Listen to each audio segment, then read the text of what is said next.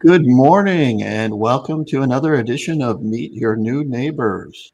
My name's Eric Lickness and I'm a board member at Brain Drain Unlimited. I'm filling in for Constantine. As you can tell, I'm not the crazy Russian this morning. He's out on vacation. It'll be me and Manis carrying on the conversation. Just to remind you, Brain Drain Unlimited is a nonprofit organization dedicated to helping conflict displaced STEM professionals put together their CV and portfolio, and we help them on their journey to the United States to find a new home in the United States to escape conflict displaced zone. With that, Manis, I will turn it over to you to say a few words of introduction. Yes, yeah, just as if you've seen any of our previous episodes, you know who I am.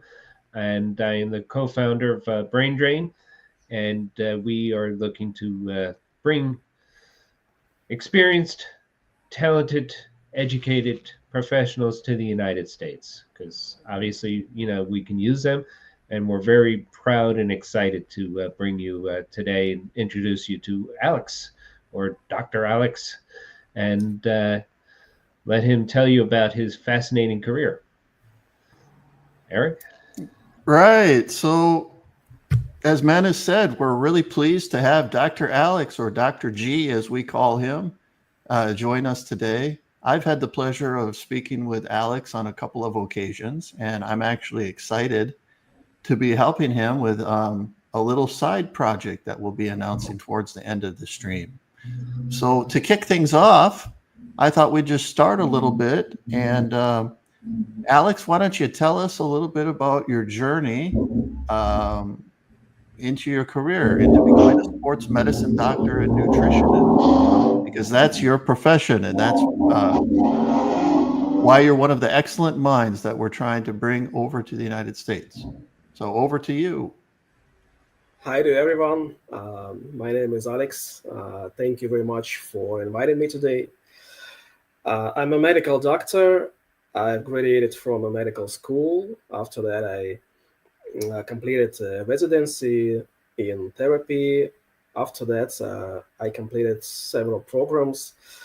I don't know the correct US equivalents for them. Maybe it's you can call it trainings or fellowships in dietetics, in sports nutrition, and several programs in psychology and in psychotherapy. Uh, in addition, I have completed a PhD course. I have prepared a dissertation in nutrition. Unfortunately, I couldn't submit it because of some external reasons, let's say so. Uh, but I have published several papers, probably a bit more than several.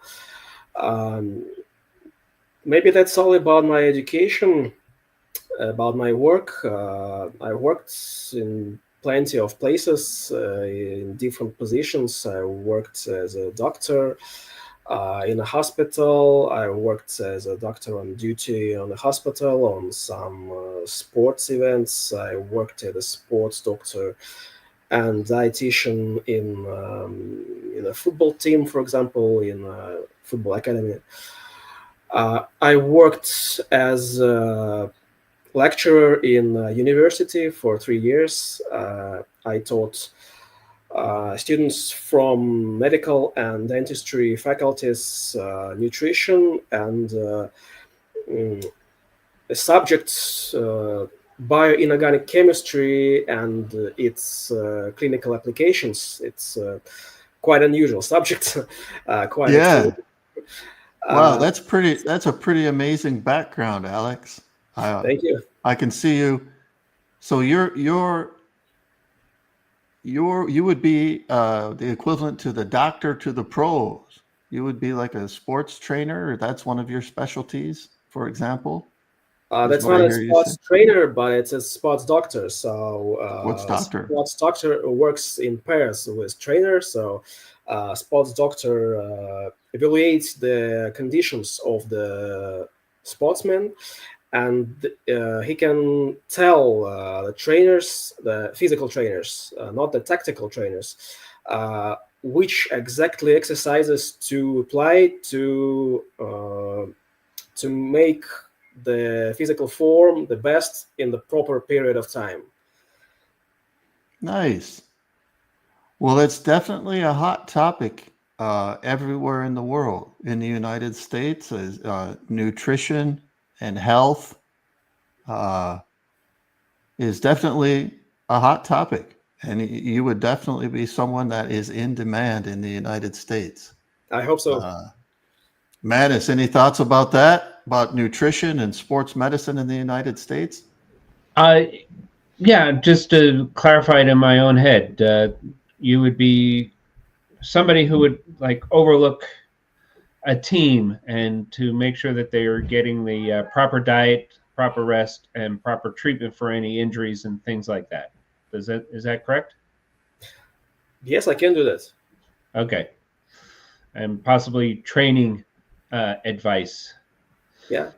Okay. No. Cool. You know. Yeah. So Yeah. what, let's talk a little bit about your profession and about how you would go about educating someone about nutrition. Nutrition is an interesting subject in the United States. Particularly, we're known for not being the most nutritious in a lot of things with our processed foods and stuff. So, why don't you clarify a little bit about your philosophy of nutrition and a little bit about how you coach your clients? That's not a very narrow question, because there are very different clients with very different demands.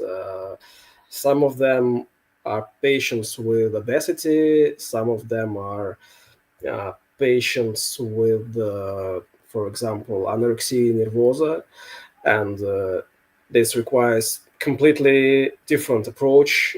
Many of my patients are actually not patients, because they are healthy individuals that wish to maintain their health, and they ask my advice in preventive purposes.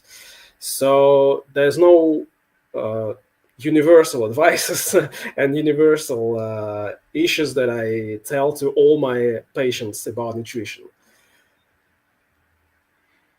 So, if I was one of your patients and I came to you, uh, what would be your typical specialty of what would someone come to you for help with? First of all, I would ask you, what do you complain about? And then we would continue about your anamnesis of life and of your diseases, if you have any. I don't know. So the first part of the consultation is a bit common medical parts, as in any physician, because I'm a therapist by my first education. Mm-hmm. So after we collect much information about you, we can turn to your nutrition. We can discuss in what degree does your condition depend on your nutrition. So should we focus on your nutrition, or nutrition would be the last thing we will talk about? So again, each case is very individual, and in some cases we will turn to psychotherapy, because probably your issues are not related to are treated first of all by psychotherapy, and after that by everything else. So there are many different paths we can go through. So you definitely have the passion for helping people. Yeah, that's That's true. that's your um, And that's what I guess what gets a lot of people into medicine is just that passion for helping others. Yeah, that's right. And that's we like people like that. We at Brain Drain, we are helping people that are champions of uh, contributing to society and helping others. And as an American, I can say that if there's one thing in the United States we need, uh, amongst other things, but is healthcare professionals. I see over and over the shortage of healthcare professionals in the United States, particularly in rural places. Um, the other thing I see as a trend in the United States is, like I said at the start of the conversation, uh, nutrition is a hot topic in the United States. Incidentally, what's your take on all the weight loss drugs? What do you think about Ozempic and GLP? That depends on many different things, and if you come, of course, we would prefer to start without any drugs because, of course, uh, there's no drug. The essence of any drug is that it disrupts some system in your body. So, if you can avoid this, you'd better do that. So, if we can just speak about um, how to optimize your nutrition, and that would be effective, that would be amazing. But probably psychotherapy is needed. Probably psychotherapy in special case is not effective, and we need some drugs. Uh, in some cases, there are many complicated patients with lots of other diseases, and we are short of time, and we need to fight with excessive fats fastly, and we will switch to use of drugs, and even more. In some cases, bariatric surgery is recommended. So every case is individual. I like your philosophy because I think a lot of times people want the shortcut first, and they Yeah, don't want that's to hear true. they That's don't want true. to hear the hard part. Yeah. But I don't recommend it as the first step. If we tried everything, if we starting with something that is the least harmful, and every next step is the more and more harmful, and finally, if we turn to bariatric surgery, just think of it: a part of your stomach is deleted from your body. So Yeah. I cannot say this is a very healthy improvement to your body, but if nothing else is effective, we'll have to do this. Yeah, well, that's a really good look. I think we touched a little bit about your holistic approach of how you attack uh, the challenge of healthiness. And again, that's a trend that I see in the United States. I live in California, and California is known, for those of you that are outside the United States, as kind of the healthy. um, we get on the health trends first, so I know all about the nutrition and the trends like that. Tell us about. Do you have an interesting case study that maybe you could tell us about? That an interesting situation that came to mind of when you were treating patients that maybe comes to mind, or Firstly, I should mention that all cases are secret, but yeah, absolutely. really, I can share some stories. Maybe the most interesting is that once when I was a doctor on duty on a clinic, uh, a patient with a severe obesity complained on bleeding from vagina. and we didn't know what's that and what to do, and we asked our ultrasound specialists to check what's that. And suddenly, for all of us, for doctors and for the patient, we found that she was pregnant, and she was born in a child at that moment. Yeah, so that was Well, interesting. that would be a surprise. Yeah. Yeah, really, really. Well, that's a good story. Um, Switching gears a little bit, because what we like to do on these conversations is we like to introduce our audience to what we like to consider extraordinary individuals. So, the types of people that we help at Brain Drain are people that are, as you can tell, people like Alex, who's a nutrition expert.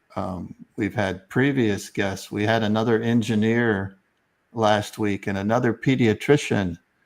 I think last week's guest was a nano engineer, right? Um, so switching gears a little bit, Alex, you're obviously in a situation where you're kind of in an in-between location, so to speak, and you're trying to reestablish yourself. And one of your goals, one of your potential landing spots, you're looking at the United States. Yeah. So, can you tell us a little bit about that, about the United States, and uh, what your thoughts about coming to the United States are as a destination? I'm not sure I can tell you something new about the United States. uh, I've never been there, but as far as I know, the United States is a country that cares the most about its scientific reputation, and spends the most money on science. And this might sound a little bit unexpected, because we were talking about my medical parts of my career, but probably I'm coming to the USA as a researcher, maybe mostly because there would be a long way to obtain the medical license in the USA. But immediately I can start working as a researcher. And so, yeah, I suppose that the USA is the best place to do science. And another reason to come to the USA, again, I don't know exactly, but as far as I'm concerned, if you can speak English a bit, if people understand you, and if you have a green card or even more passport, you're an American. And the same doesn't work in most other countries, because you are not French in France. If you speak French, if you live there for 20 years, you're not French. You're French only if your grandmother was French. So yes, this philosophy attracts too much, and you don't need to have a perfect American pronunciation. You can say like this, and until everybody understands you will be American. So yeah, that seems nice. Absolutely, absolutely, and I can relate to that because I've lived in other countries, and you are correct. No matter how good my French is, I'm never French. Yeah, I think I just saw that on the clip with Ronald Reagan's his farewell speech when he left office. You know, said pointed out the French and I believe the Germans as well. You know about how you would never be considered one of them. Uh, I'm kind of intrigued about the psychotherapy that you talked about with athletics and uh, or sports performance. Tell me a little bit more about that. What is it that you help with? The question is about the connection of psychotherapy with sports. Yes. Exactly, sports. Okay. So there are different approaches to support sportsmen, and sportsmen is sportsmen are quite specific population, and they need quite specific approaches. And sportsmen usually believe in many different things, such as if a black cat crossed your road, your game would be very bad. It throws salt through the left shoulder, etc. So yes, this requires some specific approaches, and I have studied different directions of psychotherapy, cognitive behavioral psychotherapy, client-centered psychotherapy, dynamic therapy. I have some information about suggestive psychotherapy. So in different cases, we should try different approaches, and sometimes you should use some ideas that work in young people, in adolescents. Sometimes that's quite interesting. Yeah, and I think we would. There's a large field in the United States. We'd call that performance medicine, like maximizing your performance in a particular job, and even in industry, we see that. Executives are hiring performance coaches, and that could be a 360-degree look. It could be nutrition, it could be psychology. Great stuff. Great Thanks. stuff. Well, we're gonna badger you with questions for about 10 more minutes or 15 more minutes, and then we'll try to open it up to the audience for some question and answers. So, in terms of the United States, have you thought about if you landed in the United States tomorrow, what would be the first thing you would want to do, or what would be some of the challenges you would think about in terms of coming to the United States? Well, the first thing I would do, I would visit my friends because they are waiting me for many years. Nice. Yeah, some of them are my former students. That's great. I'm happy they are there already. They came before me. That's pleasant. So about concerns, yeah, the highest concern will be not to get rid of money, because with the US prices, you cannot afford a very long period of relax and searching for your job. You need to find a source of income quite fastly. So yeah, this is one of the most the seriousest concerns. Well, that's why we're glad to have met you, because that's precisely why Brain Drain Yeah, was formed, is Yeah. to help with some of these tasks and to help you hit the ground running when you would get here. Now, you have friends here already. That helps out a lot. And many of our clients already have relationships in the United States, be it colleagues or friends or people that have come over already. What do you? What about the performance enhancing drugs or whatever you? How does that? Is there anything in nutrition that can replace that or supplement their performance for an athlete?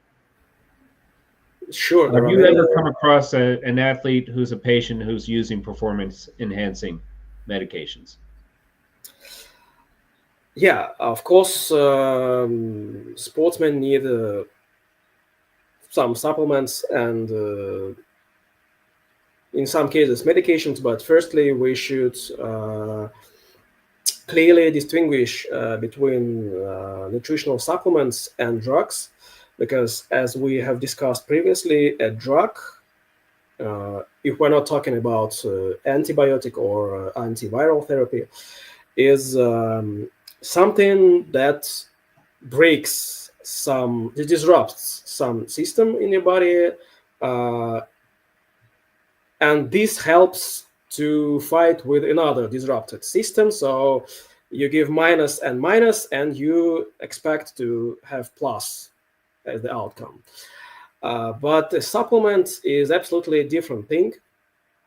That's a quite long story. I don't think that we have enough time to discuss everything. But if we're talking about exactly nutritional supplements, supplements with nutrients, that means that you can additionally get some essential vitamin or trace element that you may lack. And talking about sportsmen, their needs are quite different from the need of the common population. And again, this depends on the type of the sport. Is this strength sports or stamina sports? So in some cases they need more protein, however, much less than it is usually thought. They need sometimes more electrolytes, and in different periods. For example, some stamina athletes need some electrolyte solutions exactly during their competition to replenish their losses. So yes, of course, we check the micronutrient status of the athlete, and we check his complaints, for example, and if we see that he needs something additionally, yes, we prescribe the supplement so that we hope to improve the performance. Okay. And have you ever had to wean somebody off of steroids or performance enhancing and replace it with nutrition? Is that a difficult task? Sorry, I didn't hear your question. The question is, how difficult is it to take somebody who has relied on performance enhancing medications off of those medications and replace it with psychotherapy and nutrition? Is that an easy transition? Is it difficult? What type of time commitments does it take?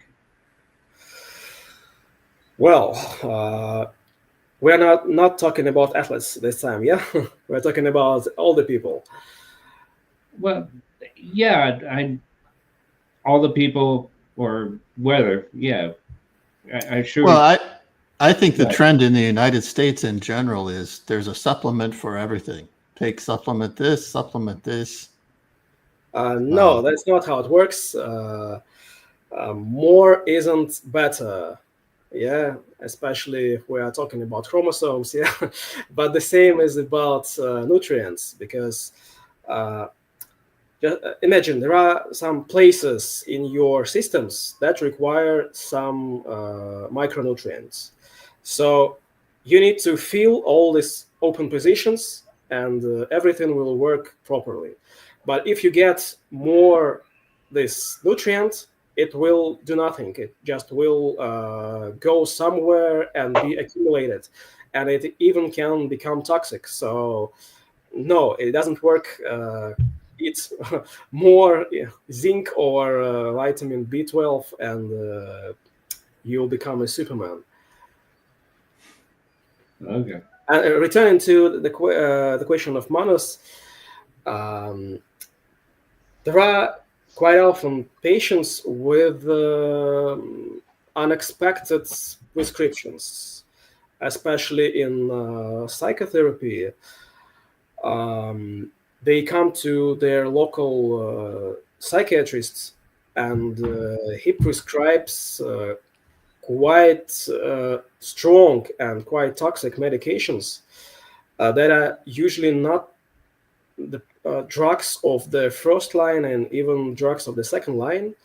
And often I have no idea why do they take these drugs. And yes, after these prescriptions, it is much more difficult to switch to uh, the softer medications, because again, every drug disrupts your systems. So you disrupted it largely, and now we need to switch back and repair it a bit. So much better to start from soft drugs, and then to, if they are not effective, to step by step increase the dosage or add some change the drug to a more severe drug, etc. And about nutrition, yeah, there are many patients that come and say, "Oh, I need a tablet, I need a drug from this disease," and you check and you don't find even this disease, and they do not want to change their lifestyle. They just want a magical drug that will resolve all their problems. But there are some cases that are completely vice versa, because some patients with some severe diseases that need real drugs come and say, "Tell me, how should I change my nutrition to be healthy and to treat myself from all these chronic diseases?" No, nutrition is very important, is a very powerful tool, but it isn't everything. You cannot change absolutely everything by just modifying your nutrition. What I find amazing, getting back to your discussion about nutrition and mental health and the psychologist, is all of the research that's coming out about the gut-brain connection. And so I think one of the statistics I heard was, I don't know the percentage, but how much of the percentage of serotonin in your body is actually regulated by your gut bacteria? So the psychologist might give you a pill to regulate your serotonin, when in fact it's the nutrition that would help you rather than a pill. That's a good question. The problem is that serotonin acts in different places of your body, and it acts in both your brain and in your gut. And one of the most serious side effects of drugs that affect serotonin-ergic system is gut impairments, diarrhea, vomiting, etc. But the fact is that serotonin doesn't pass the blood-brain barrier. So you have two separated pools of serotonin. One pool is in your gut, or in your whole body outside the nervous system, and another is in the nervous system. So you can eat foods that are rich in serotonin, but this won't replenish your serotonin in your brain. So the only way to impact your serotonin-ergic system in the brain is to and another issue is that you don't need to have more or less serotonin. You need to have enough serotonin in the proper time, in the proper place in your brain. So you need it to have exactly in your synapse, in the correct place of your nervous system. So that's why when you have some diseases that is thought to be associated with the decrease of the serotonin function, you do not eat serotonin. You are prescribed with some drugs that are usually disrupt its reuptake by the presynaptic membrane, so by the neuron that secretes it. It acts in the following way. The neuron secretes serotonin in the synapse. It acts, and then this neuron reuptakes it. But if there is not enough serotonin, you need to elongate the time that serotonin exists in the synapse. And that's how these drugs work, actually. Enter Prozac. Yeah. Right? Yeah, it's good. It's specific antidepressant, selective antidepressant with some interesting effects, and Prozac is quite often used in patients exactly with nutritional disorders because it affects your appetite a lot. Without getting too scientific, if I remember right, one of your research papers is all about the GABA system. Is that Sorry, right? Am I remembering correctly that you did a bunch of research around the GABA system? GABA, G-A-B-A? Yeah. I didn't do a research about GABA system. You mean a paper? Yeah. So it was not a research. It was just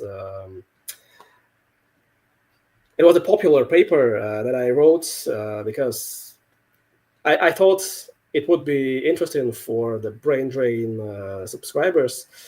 Yeah, GABA is the main stopping neurotransmitter. It doesn't allow your neurons to go too fast. They make them relax, and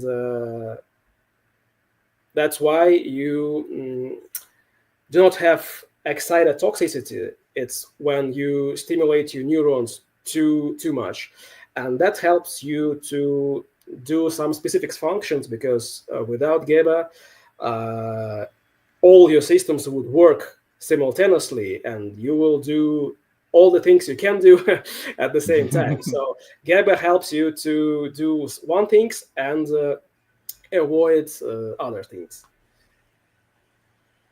Now, yeah, that's interesting. And we won't go, I'm kind of a science dork, but I don't want to get our audience too far down the science role. But what's exciting, what I would like to mention is you have written a couple articles that we will eventually share as Brain Drain. And that's part of the Brain Drain mission. One of our programs is actually a program called Brains Helping Brains, where we help our clients who may have side projects or messages to share with our audience. And we help them with their side projects while they're completing their journey to the United States. And so I'm excited to announce that one of the side projects that Alex has launched is called Melodia Vitae. We have a website that we have started for that. It's just a holding page right now, but eventually we're going to have a website for it. I'll say a little bit about the vision, then maybe I'll let Alex say a few words. But basically, we're setting up an online website where people that are professionals looking to get their CV in good shape, to prepare their CV with the appropriate research backing, with the appropriate materials, so that you have the bona fides to come to the United States or to continue on your next journey. Alex, you got a few words? Maybe you can articulate the vision better than me. Yeah, sure. Thank you. 10 years ago, I started School of Young Scientists, and I invited talented students from different faculties to learn how to do science. And I'm happy that they have published decades of papers, and they are now studying or working all over the world. And unfortunately, in 2022, we had to make a pause in this project. But in 2023, we have re-established it under new brand, the Earth Philosophical Society Melodia Vita.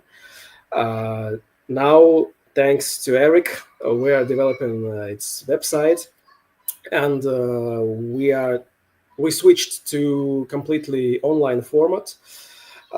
I hope for a while, maybe once we'll open an offline option as well. And I hope that soon, in a few months, maybe we'll invite talented students from all over the world who are gonna be researchers, but who are researchers but not too much experienced, and they want to learn more about how research in medicine and biology should be conducted. And to create one of the goals of them maybe to create a strong CV with which they can apply to brain drain, which will help them to obtain the EB visa to the United States. Absolutely, because one of the things when we talk about EB1, EB2 visas is it's so important to have your whole dossier in order. USCIS wants the proof of everything. So it's not enough to say, I wrote a research paper and shared it with somebody. You have to have the research paper published in a proper way and in a proper forum. And I think one thing that you mentioned, Alex, one thing that surprised me is a lot of scientists can graduate and have a very powerful degree, but yet they've never gone through a well-constructed research project or a research process. And that's one of the things that you're helping with, correct? Yes, the problem is that at least, I don't know the situation in the USA, but in Russia, you can complete all your courses on your scientific career, but nobody will explain you really step by step how to do research, how to prepare an article, how to publish it, how to revise it, how to even talk with the editors and reviewers. And yes, I think this knowledge is quite exclusive, at least for students from Russian-speaking countries. So in short, Melodia Vita and Brain Drain together are creating and transferring scientists to the USA. Absolutely. Thanks for the advertisement. You said it better than I could have. All right. Well, we're coming up on about a quarter to the hour. Now we have behind the scenes our lovely moderator, Tamara, working hard for us. I'm going to add us to the stage, put us all together here, and just kind of see if we have any comments or questions from the audience. If anybody does have any comments or questions, feel free to write in the chat. We are currently live on Facebook and YouTube. We'll try to take a few questions and show a few comments. Also, I will remind everybody that's watching that you can check all about our mission and effort at braindrain.work. And we would love it if you would, if you can, of course, if you have the means, we would love your support. Whether you have a few dollars to chip in or if you are interested in volunteering to help our efforts, you can find us at braindrain.work. And if you click braindrain.work/donate, there's a very easy bucket where you can buy people like Alex a coffee or designate the funds towards a specific cause and help us in our vision. Okay. And Eric, I do want to point out that there was a question 14 minutes in. from a Sam Nunya. Yeah, let's see what Sam. Heating up the pepperoni pizza while I'm watching this stream. Good job, Sam. So let's Dr. G, we have 7% job growth in the particular field of nutrition. However, we also have more and more young Americans going into the field. How are you going to compete with the young Americans, Dr. G? Well, I don't know how to compete with them. Maybe they are better. I don't know. I'll try. I'll try my best. Well, I think Dr. G's got an advantage because number one, he speaks 3 languages at least, and he's got international experience in different systems, and that's a huge advantage. Yeah, I'm not sure what the when you talk about the field of nutrition, exactly what that entails in this question or whatever. So I don't necessarily know how many medical or healthcare professionals are in that field. Yeah. I know nutrition is a hot field. I know there are podcasts about it. It seems every day there's somebody has a new nutrition blog or new nutrition. Yes. You have some of the big podcasters constantly trying to sell supplements. I can add one thing that in the USA, a nutritionist is not a doctor, yeah? So my benefits, my advantage would be that even if I do not obtain the American medical license, but obtain nutritional license, everybody knows that I have a medical background. So absolutely, that's quite important. Yes. Here's an interesting comment. Yes, yes, and yes. For those of you who have never been to the United States and have never had the blessing of watching 6 advertisements during the evening news for all kinds of ailments, that is something unique to the United States, that we get tons of medical advertisements on TV and radio. And what happens in the United States is they'll tell you about some pill and they'll show you pictures of people jumping around, having a good time, or on a bicycle, and they'll tell all about, and they won't tell you what the pill does. They'll just say, ask your doctor about this medicine. Or the my favorite trailer, this has not been approved by the FDA. Yeah. So here's a comment. Of these extraordinary guests, how many have approved to come to the United States so far? Well, Manus, maybe you can make a comment about where we are in terms of the process with people. So far, we have, I would say, we've got 4 that are ready to go. This is a process that takes over a year. And in some cases, it's not as bad. If you look at the figures for those residents of China and India, they spend decades. And but it is a lengthy process. As I said, we've got, I believe the number right now is about 4 that can be approved at, probably within the next 6 to 8 months. And we hope to have more people like Dr. Alex, that are coming in line to get it done. It takes far too long than it should. So but that's the hand that we're dealt with, and we're just plugging along and getting it done.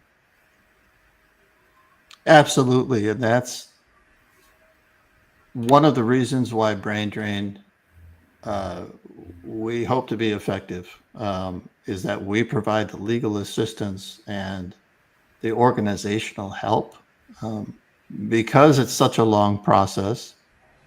And the reason is 2-pronged. It's partially because of regulations, but it's partially because the system is overwhelmed right now. So if brain drain, if we can help our applicants help themselves by having their application in good order, with all the I's dotted and the T's crossed, that helps the immigration officials do their job. Am I tracking, Manus? You are tracking, and it's also a reluctance or fear on the Russian side, and the Ukrainian side, and the Georgian side, and the Moldovan side. Uh, the reality is 144,000 individuals will be approved each and every year, on the employment verification. Uh, the numbers for you have to divide it by country, and that's why India and China are so backlogged. They're backlogged by decades. But it's, I believe, for the EB1 category and the EB2 category, you're looking at 2,800 apiece. Yeah. And Russia by far has more than the other Eastern European nations that we tend to focus in on. And the reality is that I think they're number 5 on the EB1, but we're talking about embarrassing. They're nowhere near the 2,800. They're nowhere near there, as far as that. Well, and that's one of the things that surprised me when I joined Brain Drain, is that there's the same number of visas for Tonga or Belize as there are for Russia's. Or the Vatican, yeah. Yes. 2,800 visas for EB1 in the Vatican. Yes. Yeah. There may not be 2,800 people there in the Vatican, but that's what they have, and it's pretty much, that's just the reality of the situation that we have, in this thing. And maybe Dr. Alex can, explain to why so many individuals are reluctant to apply. I think it's a simple thing. Just like we had a famous basketball player here in Philadelphia that was reluctant to take a shot, which is, and I think there was a baseball player up in New York for the Yankees who had the yips, as they called it, for that reason. He just, he could no longer make the routine play that he used to make for whatever it was. He just had something just. And who was the famous coach that said the only shot you always miss is the one you never take? Yeah. I forget the quote exactly, right? Yeah. I've heard that before. I don't remember who actually said it, but we did hear that for and our sports analogies. But is pizza a good thing for you? Oh, yeah. Somebody asked here. McDonald's needs to swap milkshakes with lactose. Someone was going to McDonald's while they were watching our thing. So, Dr. Alex, you're probably not a big fan of McDonald's, huh? I'm not. Or is it everything in moderation? I would not recommend. No. Have you seen the movie Super Size Me? No. Oh. Well, we'll have to share that one with you. Thanks. There was an American movie where a documentarian, and actually he just recently passed away. He passed away quite young, but his challenge, I think it was 30 days. He had to eat McDonald's every meal for 30 days, nonstop. And they tracked all his health during that period of 30 days, all his metabolics and all his cholesterol. And they watched everything just went crazy, off the charts of, Super Size Me, my inadvertent endorsement. Yes. So I'm just going to look through the comments here a little bit, seeing if there's any other comments or questions that have come through. I see one from Sam K at 45 minutes. And to answer his question, yes, eventually we hope to be monetized. Yes. So encourage all your friends and family to subscribe and join the channel. Absolutely. You Hitting know, the subscribe button and the big like bell helps us out. We're continuing to share shorts and stories about our extraordinary individuals that we're helping. yeah, Uh, we're trying to keep it entertaining here. Uh, try not to get into the weeds of too much politics. Just keep these conversations informal. You'll be back to normally scheduled programming next week with your actually, crazy Russian host, Konstantin. next week we're not necessarily thinking about a guest, except we will invite Eric and a few of our other um, board members and like that to appear, and just we want to talk about the updates, our new address, and things like that we've done, and beg Yeah, you for money, and yeah. you know and We're working on a lot of things behind the scenes. Like Manis yeah, said, we've established a physical presence in Philadelphia now. yes, We're still a Delaware nonprofit, but we've set up a shop in Manis's backyard, right around the corner from Drexel University. actually Um, right around the corner from the city hall. You can actually see city hall from the window. So there you go. For yeah, all you for all you Rocky fans. yes, yeah, If you're old enough, for all you Maynard Ferguson fans. yes. Manis, you know Maynard Ferguson, right? I've heard the name. Well, he's the one who did "Gonna Fly Now," Oh, okay. the trumpet All right. theme. Yeah. But that's the art museum. That's not City Hall. So, Oh,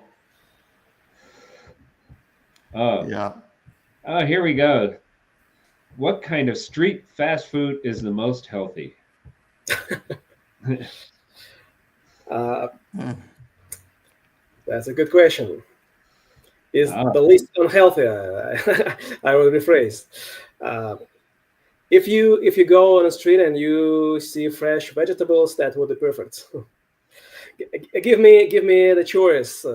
Probably I would tell which one is the least harmful. I will tell you that there is an individual here in Philadelphia. Uh, he always starts off with chicken, vegetables, fruits.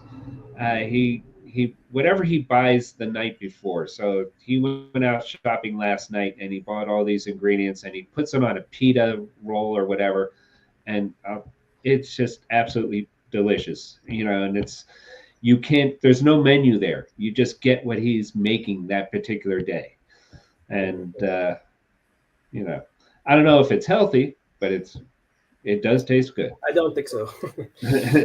Yeah. Sam makes a good point. Try Yeah. not to use the street vendor who cooks in gutter oil.